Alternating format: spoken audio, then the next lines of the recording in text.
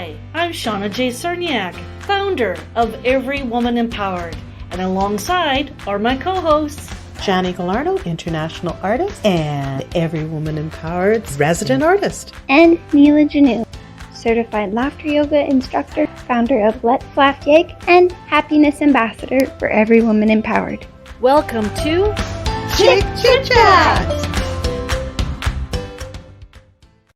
We are very excited to have on this episode of Chit Chat the wonderful Kathrine Petch, who is the manager of Deadmonton. Welcome, Kathrine. Hi, thanks for having us. So thank you for being on the show today. So if I am correct, in 2014, Deadmonton was created by Ryan Kozar, who is the creator. Tell us a little bit about Deadmonton, how Ryan came up with this idea, and where it's taken off to now. For sure. So yeah, 2014 was our first year. Prior to that, I believe Ryan saw a haunted house that was a little bit elevated in Vancouver. Ooh. And he was very impressed, and he thought, you know, there's really nothing in Edmonton like this. And for adults to enjoy Halloween and go out and have a good time, like it's all really kid related and stuff. And he thought, how cool would it be to have some haunted house in Edmonton?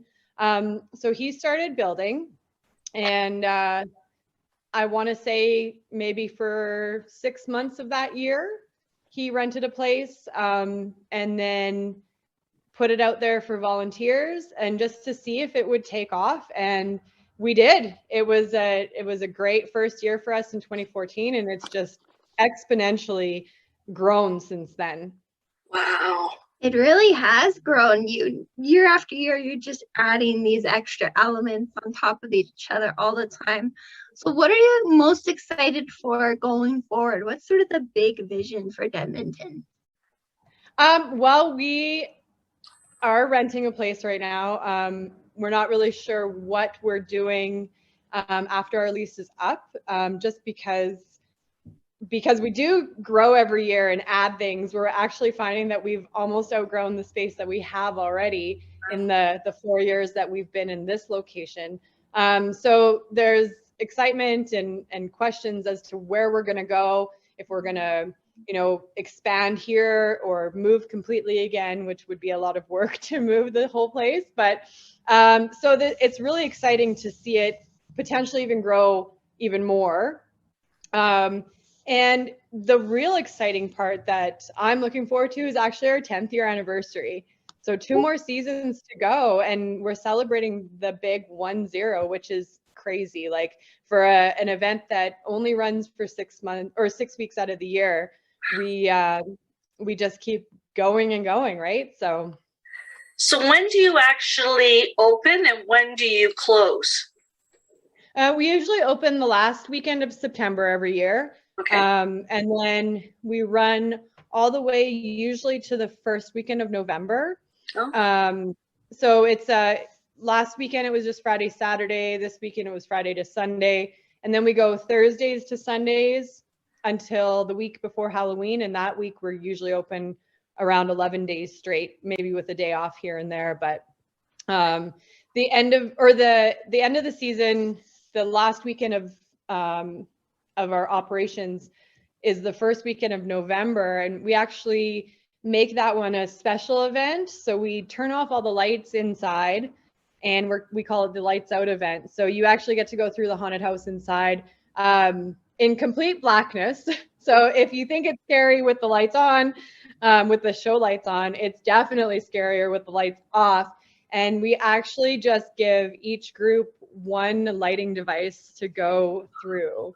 Oh, so the device is not a flashlight. So oh, holy catfish. I'm already like flipping out because that sort of stuff just totally freaks me out.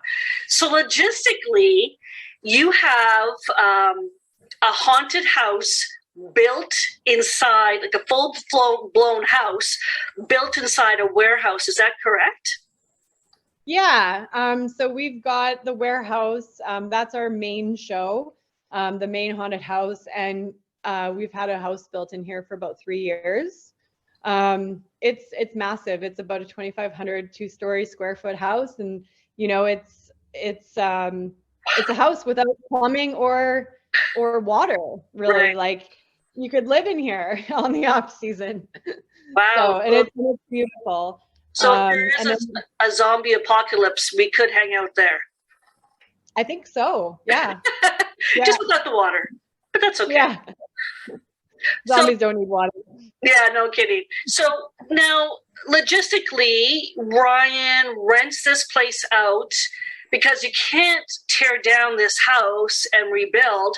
So he rents this out year round, just for 6 weeks out of the year. Yeah, so we rent the building year round. Pretty much after the show is done in November, there's already plans and thoughts and stuff that's gone into the next season already. And we start taking down scenes, redoing things, putting in big orders, figuring out what the theme's going to be, what the flow's going to be like. And he's pretty much working here from, you know, December to September when he's not working at his other job. And we're building and hiring and doing all the background work that needs to go into this place before we actually open for the next season. And just to clarify, like the house that's in the haunted, or in the warehouse, that's only a section of it. It actually takes you about 20 to 25 minutes to walk through the entire haunted house. So the house is actually just a part of it. So there's tons more to see, which is, it's crazy. It's crazy big. Wow. And when do you start sort of rehearsing with your staff, the actors, leading up to the opening? This year we started auditions at the end of July, and then we held a couple more rounds of auditions in August. By September, end of August, September, everybody was hired, and they were training like crazy, like weeknights, weekends. And we kind of leave it as an open training session. So like, if you can make it, great. If you can't, like, come to the next one. So we just have all these optional dates for them to come in and really refine their skills to scare you. So that's really cool that you offer that, and that's something you can put on your resume, right? If you're looking to go down that sort of path. Yeah. So the lights out thing just freaks me out. It's definitely not for me. But I was reading that you used to offer these daytime walkthroughs with the lights on for people that aren't into the scares. So what was the result of that? Can you share more? Yeah, that was actually 2 years ago. And we actually did it for a charity event. So we were doing a charity event for Farm Animal Rescue, and they brought their goats down. And so the goats were in the compound. People could come see the goats. They were dressed up in Halloween costumes. And then we made it a more kid-friendly event. And then they could go through the haunted house. There was no actors. There was just people standing there to like make sure that people were fine and going through fine. So nothing too scary. And we just kept the show lights on. So people really enjoyed that. And we've had tons of requests for it again. We actually haven't had a chance to do it again. So it's definitely on our list that hopefully one day we'll be able to offer a couple of those daytime tours throughout the season. But as of right now, it was just kind of the one time only for the charity event. But you never know. We might do it, try to get one in this year or next year. So Totally fun. That would be so much fun. And then the little goats all dressed up. How adorable would that have been? Oh my goodness. It was so cute. Oh, And we did a food drive for them. And like they left here with a truckload of donations, plus all the money from the silent auction and the ticket sales. So it was a really good charity event that year. Oh, wow. And is that true that you give to a charity every year? Yeah, usually every year we've done a silent auction and we raise money and whatnot. Unfortunately, last year and this year we weren't able to do the silent auctions because of COVID, mostly of gathering the items and stuff, but businesses are having a hard time right now too. So we just didn't really feel comfortable asking people to donate on top of, you know, losing business or being shut down and all that kind of stuff on top of it. So we haven't had a charity event. This is our second year that we haven't done anything. However, we've gotten a lot of requests for donations. And so we've actually upped the amount of tickets that we've donated for charity events. So wow, that's amazing. So you have like a graveyard, you had the house, the warehouse with the house in it, you have a graveyard, you have a store, a gift shop, you can have some drinks, have some food. You must have a lot of staff, and then not including your actors and all the people in the background. So how many people do you hire for this? Are they regular people that you have every year? How do you find people that are a part of this amazing event? Yeah, so in total, I want to say we hire about 130 people in total for the 6 weeks. About 90 of them are actors, and then the other 40 are support staff. So we've got a couple people in the food truck. We have about 6 people in the concession doing bartending and serving drinks and mini donuts and stuff. I've got a good 10 customer service people that wander around the compound and direct people and help them out while they're in there if they need anything, getting people into the door. 3 store staff, and then we have management. So I'm the general manager. We have 3 actor managers, costume manager, and most of the management has been here for quite some time. Like I've been here since day one, and I think the rest of them have been 6 or 7 years this year. So that's amazing. So now, of course, with COVID, like you had said before, things have changed. What are the requirements for us to come and check out the venue? Is it just masks? Do we have to show that we've been vaccinated? How is that working for Deadmonton?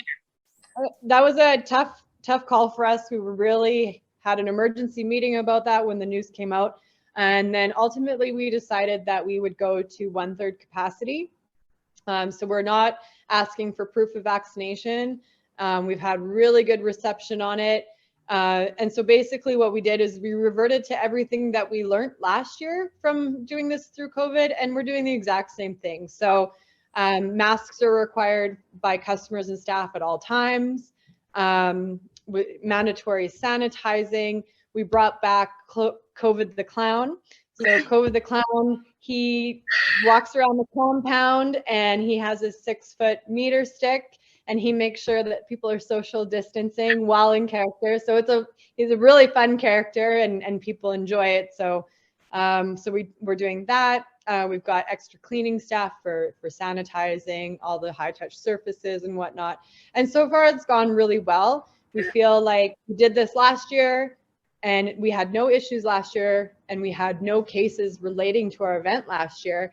And nobody was vaccinated last year. So we're really confident that with people being vaccinated for the most part, that we shouldn't have any issues, and we're still keeping at the 1/3 capacity. So reduced ticket sales and whatnot, but everybody can come and enjoy it. So we're pretty happy with the way things are going so far. So good job. Good job.